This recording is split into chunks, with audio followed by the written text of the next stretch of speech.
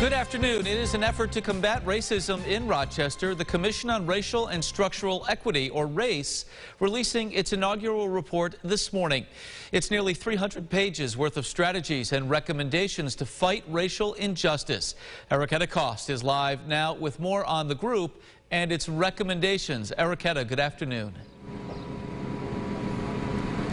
Good afternoon, Mark. Well, just to give some background, this RASE Commission formed in June of 2020 after Governor Cuomo's executive order to reinvent and modernize policing. But the group talks about so much more than just that. They've been conducting research and doing a deep dive into racial injustices that exist in education, healthcare, business development, social services, and more. The big takeaway here, 5 systemic solutions and 40 recommendations on how the Rochester mayor and county officials can take action. Here's a brief overview.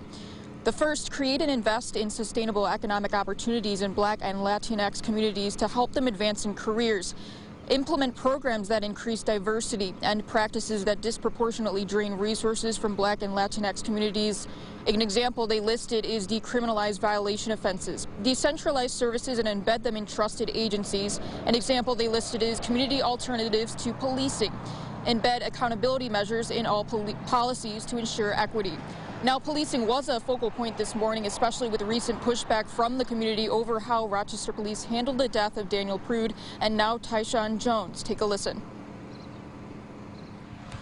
Particularly when you hear the defense being offered so often, we responded according to our training.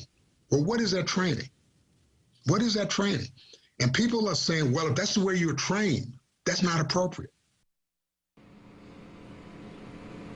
Now, several hundred people were involved in the research efforts over the past few months, including over 160 residents here in Rochester that volunteered their own time to the commission as well. In Rochester, Erica Cost, News 8. Erica, thank you for the live report.